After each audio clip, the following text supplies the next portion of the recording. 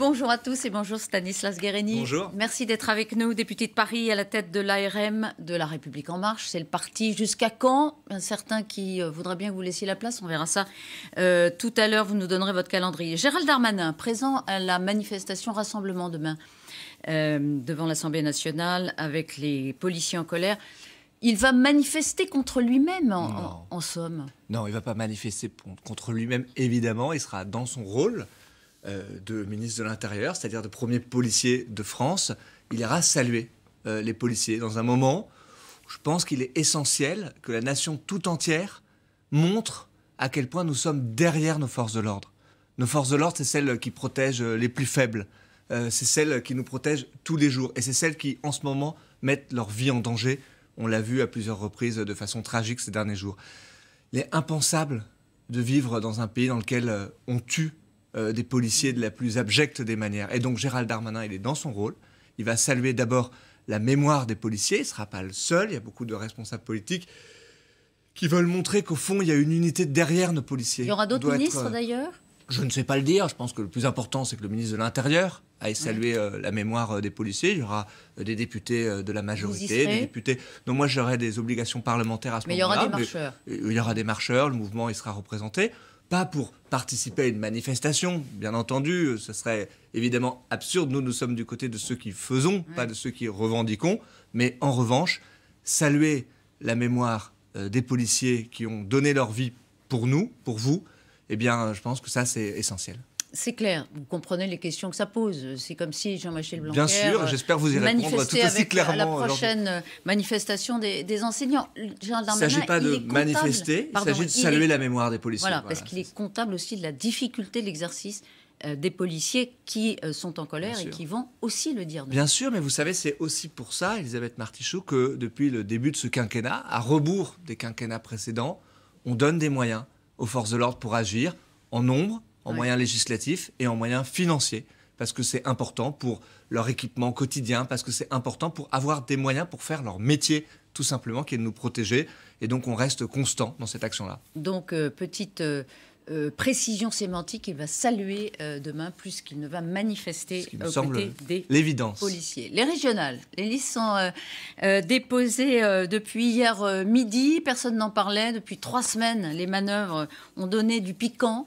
On ne sait pas si les Français iront beaucoup voter, mais en tout cas, ça fait beaucoup de remous dans le monde politique. Ce ne sont pas les manœuvres, comme vous dites, qui donnent du piquant. Cette élection, elle est extrêmement importante. Elle est extrêmement importante pour notre pays. Nous avons vécu une crise d'une gravité que chacun peut mesurer. Et on a là un moment où il faut relancer la machine. Moi, je pense que l'enjeu de ces élections régionales, c'est d'en faire un moment de relance avec les territoires, pour les territoires. Moi, je veux que les régions elles soient des accélératrices de la relance. Les thématiques des élections régionales, les compétences des régions, la formation professionnelle, les transports, tout ça, c'est ce qui va nous permettre de booster le plan de relance. Admettez qu'on parle moins des programmes aujourd'hui, des compétences de la région, que bien sûr, de la recomposition, comme l'a dit. J'imagine bien qu'on va en parler de la recomposition avec vous. Mais je veux quand même insister une seconde sur le fait que dans cette élection, l'enjeu, c'est est-ce qu'on peut accélérer le plan de relance ou pas. Le gouvernement, la majorité, nous on met 100 milliards d'euros sur la table. La campagne officielle commence le 31 mai, donc on aura l'occasion d'en parler. Et je crois qu'il faut parler de fond un peu parfois si on veut convaincre les électeurs. Alors, vous parlez de fond, vous parlez aussi de vos adversaires dans des termes sur lesquels je voudrais qu'on vienne. Hier dans Le Monde, vous considérez justement que Xavier Bertrand, le président sortant et candidat dans les Hauts-de-France, n'est votre adversaire, mais que le RN est votre ennemi. Ennemi. Est-ce que c'est dans une démocratie ?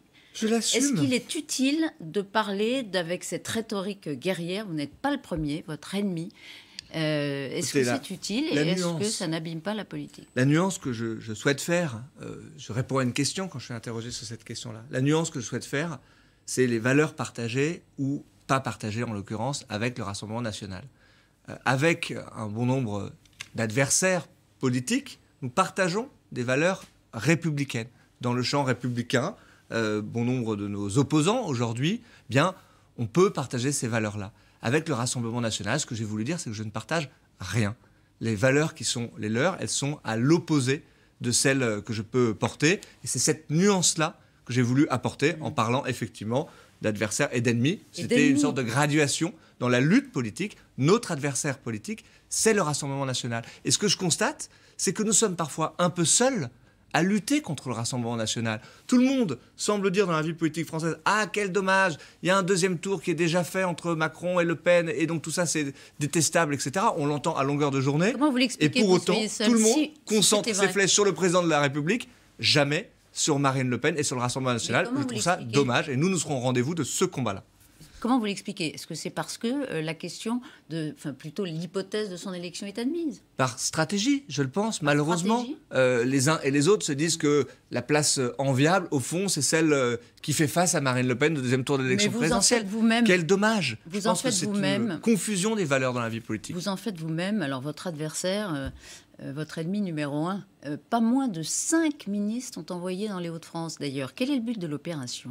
Quel est le but de l'opération d'envoyer 5 ministres dans les Hauts-de-France? D'abord 5 ministres qui sont engagés dans cette région, qu'ils connaissent, dont ils portent les combats. Après, vous me dites pourquoi est-ce que vous en faites votre adversaire? On n'en fait pas. Votre ennemi. C'est pas nous, pardon. Mais prenez les régionales de 2015. Marine Le Pen a été candidate elle-même. Quel est le score qu'elle a fait? Plus de 40%, 42% je crois au premier tour, 44% au deuxième tour. C'est pas nous qui avons inventé le Front National dans la vie politique de notre pays. Nous prenons les choses telles qu'elles sont. Et il s'avère qu'aujourd'hui, il y a en face de nous le Rassemblement national. Eh bien, nous luttons contre le Rassemblement national parce que nous refusons l'idée que des régions dont les compétences sont si importantes puissent basculer au Rassemblement national. Ça serait une catastrophe pour notre pays. Et donc, moi, je ne fais pas partie de ceux qui vont regarder tout doucement cette partie se jouer, au fond à se dire « le match est déjà joué, ne le jouons pas ». Et donc, ensuite, on se réveillera avec une gueule de bois au lendemain du premier tour, ou pire, au lendemain du deuxième tour. Eh bien non, comptez sur nous, on sera au combat. Vous serez au combat. On va prendre un cas pratique, toujours les Hauts-de-France. Si vous vous qualifiez au second tour, Stanislas Guerini, La République en marche, derrière Xavier Bertrand et le RN, est-ce que vous vous maintiendrez au risque de faire gagner le RN ou est-ce que vous vous retirerez, vous n'aurez aucun élu, pour faire réélire Xavier Bertrand? D'abord, Elisabeth Martichoux, avant le deuxième tour, il y a un premier tour. Pardonnez-moi de vous répondre de façon aussi banale, mais nous allons jouer cette élection pleinement. Vous allez quand même répondre à ma question. Derrière Laurent Pietraszewski, qui est notre candidat, qui est un candidat ancré, qui est ministre de ce gouvernement et qui est ancré dans cette région, dans le Nord, en l'occurrence, son département, dans la région des Hauts-de-France, qu'il connaît parfaitement, dont il épouse les combats, et donc on va porter nos idées au premier tour. Ensuite, on me pose souvent cette question, en mettant d'ailleurs, vous le remarquez, si vous êtes au deuxième tour, si vous êtes derrière le Rassemblement national, derrière Xavier Bertrand, qu'est-ce que vous faites? Eh bien moi, je le dis très clairement, je vous réponds très clairement, nous serons prêts à participer à des listes de rassemblement. Nous l'avons fait dans la région sud, dès le premier tour, parce que je pense que parfois, ça a du sens de se rassembler autour d'un projet. Xavier Bertrand a été clair. Eh bien, nous ouvrirons... Xavier Bertrand a été clair. Aucune alliance avec la majorité à ce stade, pas de fusion, pas de rassemblement au second tour, c'est ce qu'il dit. Vous vous rendez compte de la gravité de ces propos, Elisabeth Martichoux? Vous me posez la question et vous me demandez d'y répondre clairement. Mais posons la question aussi à l'inverse, par exemple à Xavier Bertrand, si c'est lui qui est devant et en capacité d'être, comme il se veut l'être, je crois, le rempart contre le Rassemblement national. Eh bien, la première responsabilité, c'est d'ouvrir. Pardon, mais il me semble que considérer comme une évidence de dire allez tous vous faire voir et je serai seul face au Rassemblement national, ça ne fonctionne pas. Moi, je dis les choses très clairement. Si nous sommes en tête et en capacité de battre le Rassemblement national, alors nous serons prêts à ouvrir nos listes pour être en capacité de le faire. Si nous sommes derrière, Elisabeth Martichoux, eh bien, je suis prêt à participer à des listes de rassemblement pour battre le Rassemblement national. Donc vous ne me dites pas ce matin... C'est ça qui est la réponse absolument claire. Donc vous ne me dites pas ce matin, oui, évidemment, on se retirera pour éviter que le Rassemblement national... Ce que je vous dis, c'est oui, évidemment. Quel message vous envoyez aux électeurs de La République en marche, Stanislas Guerini? Qu'est-ce que vous envoyez? Nous serons prêts à participer à des listes de rassemblement, y compris derrière d'autres candidats, de façon minoritaire, pour pouvoir battre le Rassemblement national. Nous ferons ce qu'il faut pour battre le Rassemblement national. Mais pas à vous retirer à ce stade. La première question, Elisabeth Martichoux, c'est d'abord la responsabilité d'ouvrir si on veut battre le Rassemblement national. Je trouve ça dire, votre responsabilité, c'est d'être clair avec vos électeurs face à puisque vous nous dites que votre premier combat, c'est le Rassemblement national, c'est vous qui... Elisabeth Martichoux, La République En Marche n'a jamais manqué et jamais failli dans ce combat contre le Rassemblement national. Je vous mets au défi de prendre un cas de figure où nous aurions d'une quelconque manière favorisé le Rassemblement national. Et donc, jamais nous ne le ferons, jamais. Mais j'ai fait le constat, c'est un des enseignements des élections municipales, qu'au fond, le Rassemblement national, dont on parle beaucoup ce matin, n'attend qu'une seule chose, c'est de dire « nous nous désisterons de façon automatique si nous sommes 3e ou 4e ». Et alors, ils se drapent dans leur grand drap en disant « vous voyez, nous sommes anti-système, et eux, c'est le système, ils ont déjà tout prévu, tout manigancé ». Eh bien non, ça ne fonctionne pas comme ça la vie politique. Chacun prend ses responsabilités. La responsabilité, quand on se veut rempart contre le Rassemblement national, c'est de rassembler et de construire des majorités. Votre responsabilité, c'est d'apporter de la clarté. C'est vrai que ces alliances, ces rassemblements à géométrie variable, elles donnent une impression de tournis à vos électeurs, potentiellement, qui peut troubler certains. Pourtant, je pense que... On ne comprend pas la stratégie, elle n'est pas lisible. Depuis le premier jour des élections régionales, où on m'interroge, je suis absolument constant sur cette question-là. Moi, je dis... deux choses. Je dis d'abord, il faut de la clarté dans la vie politique. La majorité présidentielle, parce que nous avons beaucoup de projets et d'idées à porter dans cette élection pour accélérer la relance, sera présente dans toutes les régions de France. Et puis, deuxième chose que je dis, je suis prêt au dépassement politique. Je suis prêt, si les présidents de région sortants souhaitent faire avec la majorité présidentielle, dans la clarté, des rassemblements au bénéfice de leur région, je suis prêt à travailler avec elles ou avec eux. Mais ensuite, il faut de la clarté. Ce que j'ai constaté, c'est qu'avec Renaud Muselier, puisque vous me parliez de différents cas de figure, eh bien, il était prêt à faire ce dépassement des clivages-là, à mettre un peu de côté les étiquettes des partis politiques pour pouvoir bâtir un projet de rassemblement pour sa région, parce qu'il n'a qu'une idée en tête, c'est sa région, et d'autres, parce qu'ils ont d'autres idées en tête, vous l'avez bien compris, Elisabeth Martichoux, parce qu'ils ne pensent pas du tout aux élections régionales, parce qu'ils pensent en réalité déjà au premier tour de l'élection présidentielle, se sont mis dans des postures absolument partisanes. Je le regrette, c'est ainsi, mais la clarté, c'est que la majorité présidentielle sera présente partout, dans toutes les régions, et rassemblée. Question précise, réponse précise s'il vous plaît. Allez-vous exclure du parti la députée La République En Marche de Seine-Maritime, Stéphanie Kerbar, qui a déposé une liste en parallèle de celle de votre candidat Laurent Cela me semble évident. D'accord. C'est une aventure totalement personnelle, vous l'avez bien compris. Elle était déçue de ne pas être sur la liste de notre candidat Laurent Badinter, celui de la majorité présidentielle. Elle a essayé de monter une liste. C'est dommage, c'est ainsi va la vie politique, à chacun de prendre ses responsabilités. En Ile-de-France, alors que Valérie Pécresse est bien partie pour se succéder à elle-même, est-ce que vous vous maintiendrez au second tour si vous êtes en situation D'abord, je pense que nous serons bien plus haut que ce que les sondages donnent aujourd'hui. Je pense que Laurent Saint-Martin est un candidat... Vous savez, ils sont extrêmement variables. Il y en a qui nous ont donné à 11%, il y en a qui nous ont donné à 18%. Donc vous voyez les sondages, il faut relativiser un tout petit peu les choses. Mais moi, je pense que dans cette élection francilienne, la surprise, d'une certaine façon, par rapport à la question que vous posez, ça sera la liste de Laurent Saint-Martin, parce que c'est un candidat qui est extrêmement solide, qui portera justement notre projet de relance, d'attractivité pour cette région-là. Et je pense que nous serons plus haut que ce qui est imaginé aujourd'hui au premier tour de cette élection. Ça me semble l'évidence. Nous portons nos idées. Question concernant le voile. On a beaucoup parlé, on ne va pas revenir sur le tweet que vous aviez retweeté de Jordan Bardella, c'est sur le fond. Pour lui répondre, qu'on se comprenne bien ce matin. Vous avez retiré l'investiture à la candidate qui s'était présentée voilée sur une affiche de votre parti dans l'Hérault. Pour être clair, vous interdisez le port du voile sur un outil électoral, une affiche électorale. Est-ce que vous interdisez à une candidate qui vous représente sur le terrain et qui ferait par exemple du porte-à-porte? Moi, je dis une chose très claire.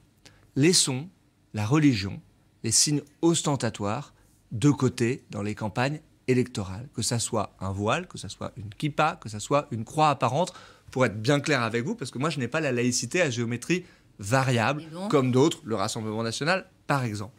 Donc moi je suis absolument clair là-dessus. En Marche, c'est un parti ouvert, qu'on soit boomer, jeune, vieux, riche, pauvre, tout le monde a sa place à la République en marche. Et tout le monde peut y vivre sa religion. Est-ce qu'on peut je vais vous répondre de façon très précise, parce que cette question elle est importante. Je vais vous répondre rapidement. On peut évidemment être juif, catholique, musulman et vivre sa religion comme on l'entend, y compris porter dans l'espace public un signe. Oui, je vais vous répondre, mais je veux vous répondre de façon précise. Un signe religieux dans l'espace public, cela ne me dérange pas et chacun est bienvenu à la République en marche. Mais dans une campagne politique, mais dans un moment où, sur une affiche électorale par exemple, tout cela est un message politique, ou dans le cadre d'une campagne, c'est-à-dire dans du porte-à-porte, je souhaite, peut-être voilée quand elle distribue des tracts ou elle fait du porte-à-porte. Non, parce que je souhaite que la religion ne soit pas la clé d'entrée dans une élection. Et particulièrement, quand on pointe, c'était le cas de ces candidats, une différence, eh bien moi je ne veux pas faire campagne sur des différences, et singulièrement des différences religieuses. Le projet politique que nous portons, c'est un projet universaliste. Eh bien, ne faisons, et de grâce, laissons la religion en dehors des campagnes politiques. Il reste pas de temps d'ailleurs, mais quand même 2 questions. Je vous demande de répondre par oui ou par non. Dans le débat sur la délinquance des mineurs, un député de chez vous, François Jolivet, a déposé une proposition de loi visant à rendre pénalement responsables les parents de mineurs auteurs d'infractions. Autrement dit, ils devront eux-mêmes en répondre comme s'ils étaient complices d'une infraction qu'ils n'ont pas commise. Est-ce que cette proposition de loi, vous seriez prêt, vous, La République En Marche, à la porter une fois qu'elle sera d'accord ? Je pense qu'il y a un principe intangible dans le droit pénal, c'est que la responsabilité pénale, elle engage un individu pour les actes qu'il commet, et je pense que ça serait contraire à tous les principes du droit pénal aujourd'hui. Est-ce que vous remettrez votre poste en jeu après les régionales à la tête de La République En Marche? Non, ce n'est pas mon calendrier. Quel que soit le résultat. J'ai été élu devant les adhérents de La République En Marche. Mon mandat, il s'achèvera à la fin de l'année 2021. C'est ça mon agenda politique et il n'est pas différent aujourd'hui. Donc la réponse est non. Et j'essaie de vous répondre le plus clairement possible. Attendre, vous vous accrochez à votre poste. Je ne m'accroche pas, je suis pleinement dans ma fonction. Je crois que les adhérents de La République En Marche le savent. Je fais mon job. Il n'est pas tout le temps facile. C'est pas tout le temps facile d'être à la tête d'un parti majoritaire aujourd'hui, celui qui a fondé le président de la République. Mais c'est une tâche passionnante et je crois utile. Il reviendra en parler pour évoquer l'avenir de La République En Marche. Merci Stanislas Guerini d'avoir été ce matin sur LCI avec un peu de retard. C'est à vous, Saveria Rodgers.